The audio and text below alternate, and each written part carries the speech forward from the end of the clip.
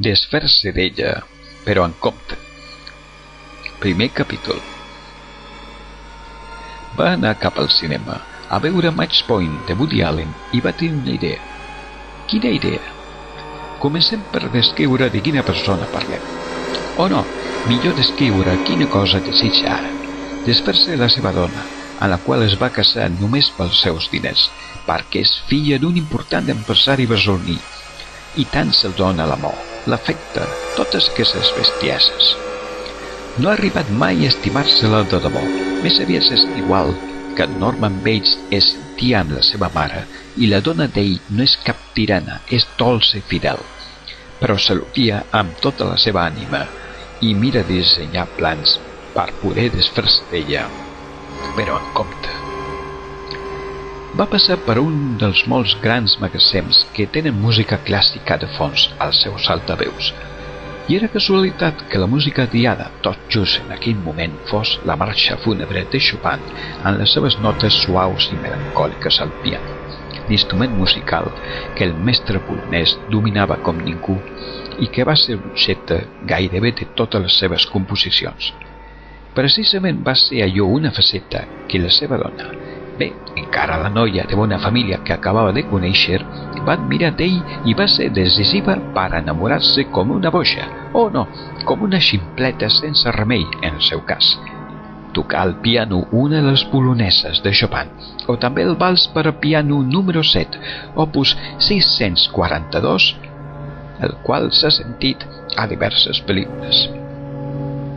Però després hi passava al costat d'una botiga del centre de Barcelona i aleshores la música que va sentir va ser Je t'aime moi non plus, que van immortalitzar Saint Gainsbourg i Jane Birkin, que va trencar tabús al seu temps en mostrar-hi obertament una relació explícitament sexual a una cançó.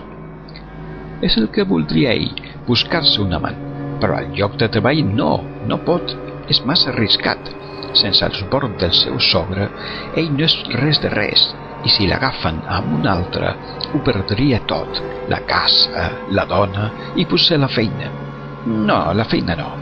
Seria comunalment improcedent i al sogre no li convé gens ni mica quedar malament davant els treballadors. Només ell continuaria a l'empresa, però sense poder pujar a l'escalafó. Molt sovint, quan feia l'amor amb la dona, hi pensava en un ménage à trois, o simplement hi pensava en que no era la dona amb la qual hi era al llit, ans una altra. Però tenia compte de no posar-la un altre nom a l'altra, perquè la seva dona es podia estranyar de valent, i això és perillosíssim en qualsevol matrimoni, si ella es diu Marieta i la dius Sandra. Aleshores ja ningú no donaria ni tan sols 5 cèntims per aquell matrimoni. Ja ha fet malbé per sempre més.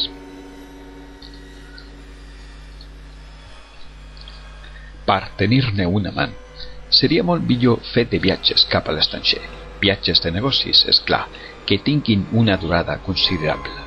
Així, ell coneixeria moltes dones, ben lluny de casa seva, sense cap perill de que coneguts seus hi veixin l'adulteri a punt de començar o ja consumat.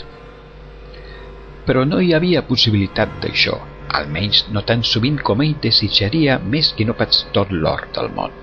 Per poder escapar, tot i que sigui només per unes hores de l'infern que ell mateix ha escollit per viure bé, sense tenir que residir-hi en pisos compartits o bé en barris miserables. Deia mentalment, és clar, tota mena de malediccions contra el moment en què va decidir casar-se amb la Marieta.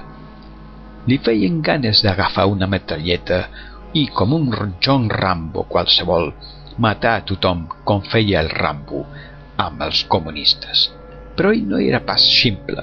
Això li faria quedar com el dolent de la pel·lícula, i a ella i als seus familiars com els bons, els sants, els màrtirs, massa per l'orgull d'ell, telerós de quedar sempre com el bo, com el sant, com el que totes les dones desitgen, sobretot les casades, és clar, que siguin també les solteres. Això no tenia cap mèrit, li semblava massa fàcil.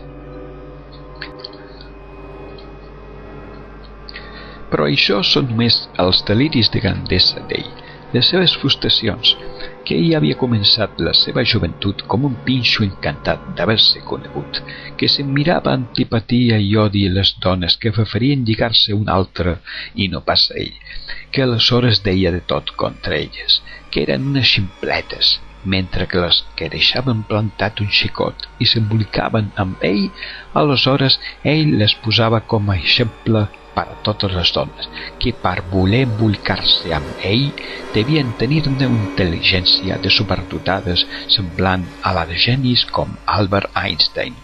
Ell tenia una certa habilitat per això de l'oratòria, que sap que a les dones els agrada molt. Amb el decurs dels anys, ell es tornava ambiciós, no s'estimava gens el barri de la seva infantesa, no s'estimava gens la seva família humil i que no arribava fàcilment a la fi del mes perquè guanyaven tots ells pocs calats. Però ara, amb una dona que no s'estima gens, està atrapat com una guineu al parany. Continuarà.